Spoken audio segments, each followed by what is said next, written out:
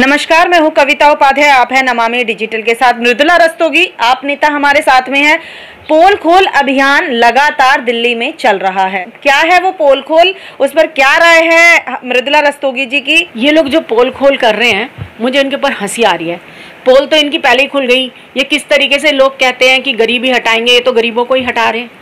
इनको तो ये जो गरीब लोग हैं वो कीड़े मकोड़े लग रहे हैं। इनको ये नहीं लग रहा कि देखिए जहाँ एक तरफ केजरीवाल सरकार जो सड़कों पे रहते हैं, जो बेसहारा हैं, उनके लिए रैन बसेरे बना रही है, वहीं पे ये देखिए जो छोटे छोटे बसेरे बना के रह रहे हैं उनको बेघर कर रहे हैं। तो इसी से पोल इनकी खुल जाती है।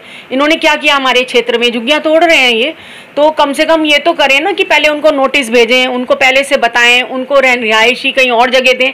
ठीक है, आप इस जगह को खाली कराना चाहते हैं, कोई कंस्ट्रक्शन कराना चाहते हैं, तो ये गरीब कहाँ जाएं? क्या दिल्ली के नागरिक हैं वो, उनके पास यहाँ के वोटर ID है, आधार कार्ड है, आपके उनके प्रति आपकी क्या जिम्मेवारी है? आप केंद्र सरकार में बैठे हैं, आपकी क्या जिम्मेवारी है? इसके तो जवाबदेही आप ही होंगे ना, केजरीवाल तो नहीं होगा। अगर हम लोग उनको जाते हैं प्रोटेस्ट में उनके लिए और हम रोकते हैं आपको कि आप नहीं तोड़ेंगे, देखिए यहाँ पे दीपक मेमोरियल के पीछे झुग्गियाँ हैं, तो उसके लिए तो स्टे भी ले आए थे ये लोग। तब भी कल आके इन्होंने बिना बताए अचानक से झुग्गियाँ तोड़नी शुरू कर दी। वकील आया, हम पहुंचे, तब तक इन्होंने 4-5 झुग्गियाँ तोड़ दी, सड़कें खोद दी, गड्ढे बना दिए। तो मेरा इनसे ये रिक्वेस्ट है कि जो कीड़े मकोड़ों की तरह जो व्यवहार किया जा रहा है आम जनता के साथ, क्या ये उचित है? इसका जवाब कौन देगा? पोल तो हम इनकी खोलेंगे, ये हमारी क्या खोलेंगे? जैसे कि अभी बीजेपी ने अभियान चलाया है पोल खोल, तो मैं इनकी जिन्होंने जो बातें लिखी हैं उनसे किसी से भी सहमत नहीं हूँ। ये कहते हैं केजरीवाल ने कुछ भी नहीं किया सिवाय अटैचमेंट के। इनसे पूछा जाए कि जितने भी यहाँ पे हॉस्पिटल्स हैं उनमें जो नवीनीकरण किया गया है, जो नई बिल्डिंग्स बनाई गई हैं, जो बन रही हैं, या वहाँ बेड्स लगाए जा रहे हैं, या जो वहाँ पर दवाइयों की फैसिलिटी अब है, क्या वो पहले थी? क्या किसी सरकार ने इस बारे में सोचा? दिल्ली के ऊपर आप जानते हैं कि एक्स्ट्रा बर्डन रहा है हमेशा स्वास्थ्य में, क्योंकि यहाँ पे जो यूपी से और हरियाणा से पेशेंट्स जो हैं दिल्ली के लिए आते हैं। यहाँ सिर्फ दिल्ली के नागरिक को नहीं और दूसरे प्रदेशों के नागरिकों को भी स्वास्थ्य सेवाएँ दी जाती हैं। तो यहाँ पे नए अस्पताल भी अभी बनाए जा रहे हैं। 2022 में बन के कुछ बिल्डिंग्स तैयार हो जाएंगी। कोरोना के लिए भी स्पेशल हॉस्पिटल्स बनाए गए, बेड्स तैयार किए गए। 6000 कुछ बेड्स अभी चाचा नेहरू हॉस्पिटल और GTB वगैरह इन सब में एक्स्ट्रा बनाए जा रहे हैं। लेकिन ये जो जिस तरह की बातें कर रहे हैं कि इन्होंने स्कूलों की कोई बिल्डिंग नहीं बनाई, आप देखें ना स्कूलों की कितनी जर्जर हालत थी। उनमें क्लासरूम सही करना, उनको मल्टी स्टोरीड बनाना, जहाँ पे पहले 100 बच्चे पढ़ते थे वहाँ अब 200 बच्चे पढ़ते हैं। जगह का अभाव है दिल्ली के अंदर। आपको पता है हॉरिजॉन्टल बढ़ रही है दिल्ली, वर्टिकली वो हॉरिजॉन्टल नहीं बढ़ पा रही है, वर्टिकली बढ़ रही है। तो आपको ये देखना पड़ेगा कि हम जितनी हमारे पास सीमित जगह है उसमें जितना ज़्यादा काम किया जा सकता है वो कर रहे हैं, कम लागत में और ज़्यादा आउटपुट देने की कोशिश हो रही है। और 5-7 साल हुए हैं अभी हमारी गवर्नमेंट को बने हुए, इससे ज़्यादा टाइम तो हुआ नहीं है। इन लोगों ने तो 70 साल राज किया है, कभी कांग्रेस ने, कभी बीजेपी ने भी, काफ़ी टाइम हो गया इनको, बीजेपी को भी। ये कभी अपने काम की तो रिपोर्ट हमें देते नहीं है और सिर्फ आम आदमी पार्टी के काम की छीछा लेदर करते रहते हैं। जनता जानती है, पब्लिक इतनी भोली नहीं है कि वो कुछ जानती नहीं है, पब्लिक है सब जानती है। उन्हें पता है कि ये अपना काम तो कुछ बता नहीं पा रहे हैं, इसलिए ये सिर्फ कमियां ही कमियां निकाले जा रहे हैं। मृदुला जी, उनका कहना है कि झूठे वादे किए, जिसमें उन्होंने कुछ पॉइंट्स बोले, मैं उन पॉइंट्स पर बात करूंगी, आप उसका मुझे जवाब बताइएगा। जैसे कि बेरोजगारी शब्द उन्होंने इस्तेमाल किया, बेरोजगारी पर आपकी सरकार ने कोई काम नहीं किया, क्या कह रहे हैं? ऐसा नहीं है, बेरोजगार मेला हर साल लगाते हैं, प्राइवेट उसमें सारी कंपनियां आती हैं, गोपाल राय जी करवाते हैं ये हर साल, और उसमें बहुत युवकों को जो है मौका मिला 10वीं से ऊपर के, और अभी भी रोजगार के लिए, उन्हें अपॉर्चुनिटीज़ के लिए केजरीवाल जी ने बहुत काम किए। कई जगह जो ठेके पे, कॉन्ट्रैक्ट पे लोग काम करते थे उनको परमानेंट भी किया गया है। तो ये कहना कि बेरोजगारी पे कोई काम नहीं किया है सरासर गलत है।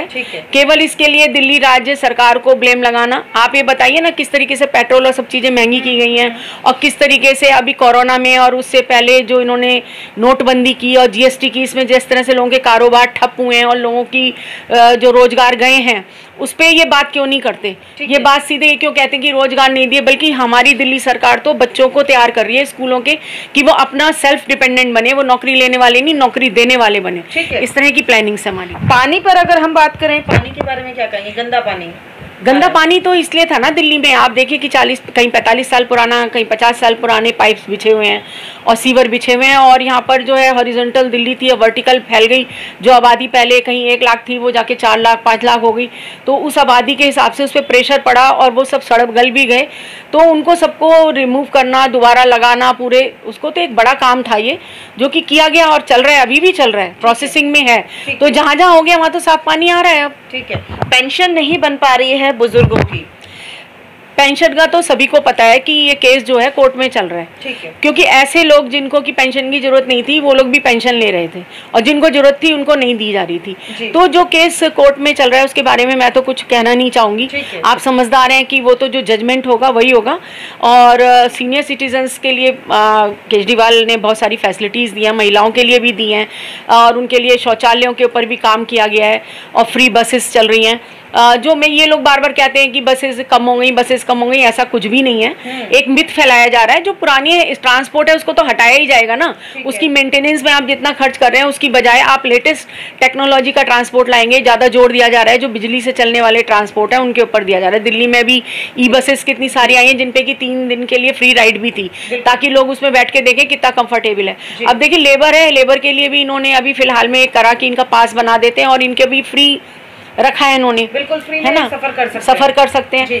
तो ये जो फ्री कर रहे हैं, आप ये बता दो ना पूरे हिंदुस्तान में कितने राज्य हैं उंगली पे कि जो प्रॉफिट में चल रहे हैं? एक अकेली दिल्ली सरकार है जो फायदे में चल रही है। ये जल बोर्ड को घाटे में दिखाए जा रहे हैं, किस बेस पे दिखा रहे हैं, कौन सा ऑडिट आ गया वो दिखाए ना, ये उसका प्रमाण भी तो दिखाए ना।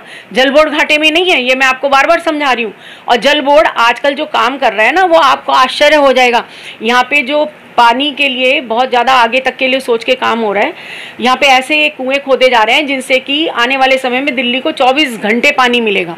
साथ में जितनी यहाँ पे वाटर बॉडीज़ हैं उनकी सफाई की जा रही है ताकि वाटर टेबल ऊपर आ जाए।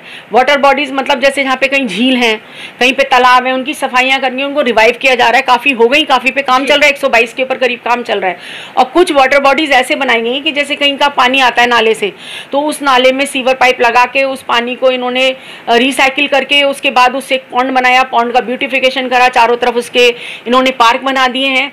और वहाँ पर ताकि लोग अपने इंटरटेनमेंट के लिए आ सकें और थोड़ा सा प्रदूषण का भी कम हो जाए, क्योंकि जो उसमें से गैसेस निकलती हैं उससे हानि तो होती है स्वास्थ्य में। अभी दिल्ली में ऐसे अनेक नाले हैं जिसमें कि हमारे जमुना पार में भी एक बहुत बड़ा नाला है। तो इन पे सबके ऊपर प्लानिंग है, सब प्रोग्राम्स होंगे धीरे धीरे। इतना देखिए, इतना खराब हालत में दिल्ली हमको मिला है तो उसको करने में कुछ टाइम तो मिलता है, लगता है ना, लगेगा ना। और कोई चीज़ घाटे में नहीं है, सब में प्रॉफिट में हम। यमुना कब तक साफ हो पाएगी? यमुना का जो प्रोजेक्ट है ना वो इतना आसान नहीं है, उसमें से आप कूड़ा उठाते जाएं आता जाएगा। यमुना का जो प्रोजेक्ट है वो इस पर डिपेंड करता है कि जितनी भी यहाँ पे फैक्ट्रीज हैं, नाले हैं और जो यमुना में गिर रहे हैं उनका गिरना बंद किया जाए, और जो बंद नहीं हो सकते उनका रिसाइकिल करके पानी यमुना में डाला जाए। ठीक है। तो जब तक ये सारे प्रोजेक्ट नहीं होगा तब तक यमुना जी साफ नहीं होगी। आप करोड़ों के अरबों रुपए इसमें लगा दीजिए, गंगा भी साफ की जा रही है, वो भी नहीं हो पा रही। ठीक है। क्योंकि जब तक हम इसके ऊपर एक सॉलिड प्रोग्राम नहीं चलाएंगे, और केजरीवाल जी ने इसके ऊपर प्रोग्राम चलाया हुआ है, काम हो रहा है। काम जब प्रोसेस में होता है तब नहीं दिखता है ना। जब वो तैयार हो जाएगा ना तो आपको दिखेगा। इसको पर्यटक स्थल बनाएंगे यमुना के किनारे पे, बहुत अच्छे इन्होंने वाटर गेम्स भी खोलने हैं, वो सब आपके सामने आएगा। ठीक है। हाँ जी। शराब नीति लगातार घर घर जा करके कार्यकर्ता जा रहे हैं बीजेपी के, और वो कह रहे हैं, उस पर चर्चा कर रहे हैं। आप उसको कैसे देखते हैं जो शराब नीति बदली है इस बार? शराब नीति में केजरीवाल ने बहुत अच्छा काम किया है, इनको समझ नहीं आ रहा है और ये उसको मिस लीड कर रहे हैं लोगों को, ये गलत समझा रहे हैं। यहाँ पे जो था पहले शराब खिड़कियों पे बिकती थी, जो जितने भी सरकारी शराब के ठेके थे उन पे खिड़कियों पे ऐसे शराब बिकती थी जैसे कि आप रेलवे का टिकट लेने जाते हैं। तो ये चीज़ थोड़ा अशोभनीय लगती थी कि सड़कों पे लाइन लग के शराब बिक रही है। तो ये किया गया कि एक आपका एक जगह है 500 स्क्वायर फीट की, उसके अंदर आप अपना काउंटर बनाइए और वहाँ पे शराब बेचिए। और जो उसमें वहाँ पर कोई भी बाहर खड़े होकर शराब पीता पकड़ा गया, या बाहर कोई अभद्र व्यवहार करते पकड़ा गया, या बाहर जो मूंगफली वाले और जो ये चने वाले दाल वाले खड़े रहते थे इन लोगों के लिए, जो दारू के संग ये लोग खाते थे, वो भी उसके भी ठेले मनाए। अगर ऐसा कुछ भी देखा गया तो जिसने भी वो जगह ली है, शराब का ठेका लिया है, तो उसका चालान कटेगा। ठीक है ना। तो उसके बावजूद भी अगर लोगों को कोई शिकायत है तो शिकायत करें, उस शिकायत पे काम होगा। यहाँ पे शराब के ठेके बढ़ाए नहीं गए हैं, जो थे उनकी संख्या और कम हो गई है। बल्कि इससे एक फ़ायदा हुआ है गवर्नमेंट को कि जिस एरिया में शराब के ठेके नहीं थे वहाँ माफिया काम करते थे, शराब वहाँ भी बिकती थी, लुक छुप के बिकती थी, रात रात को बिकती थी। तो उससे दिल्ली गवर्नमेंट को बहुत नुकसान था, क्योंकि जो टैक्सेस होते थे ना वो हम लोग तक नहीं पहुंच रहे थे और वो लोग बिना टैक्सेस के दारू बेच रहे थे। ठीक है। वो मुनाफा वो खुद ले जा रहे थे। तो दिल्ली गवर्नमेंट ने जब ये इस तरह का काम किया तो वो जो माफिया हैं उनको नुकसान पहुंचा, और जो इस शराब के पूरे उसमें रैकेट में थे उनको नुकसान पहुंचा। पुलिस लोग जो उसमें शामिल थी या जो लोग भी उसमें शामिल थे, कोई एक तो शामिल नहीं हो सकता, नेता से लेके और नीचे तक सभी शामिल रहे होंगे तभी इस तरह के काम हो रहे होंगे। तो उन लोगों को भी नुकसान हुआ। तो अब वो हल्ला मचा रहे हैं। अब जिन इलाकों में शराब जो है नहीं मिलती थी वहाँ पे भी अब सरकारी दुकानें खुल गई हैं और वहाँ खुल के आप ले सकते हो। देखिए जो शराब पीता है उसकी आप शराब बंद तो करा नहीं सकते। आप देखिए बिहार में क्या हुआ शराबबंदी पे, वहाँ पे क्या शराब बंद हो गई? लोग छिप छिप के अब भी पीते हैं, वहाँ स्मगलिंग होती है शराब की। ऐसे नहीं शराबबंदी होगी। हमारे समाज में जो लोग ज़्यादा शोर मचाते हैं ना कि शराब की दुकानें बंद करो, उन्हीं के लोगों के यहाँ ज़्यादा खपत होती है शराब की।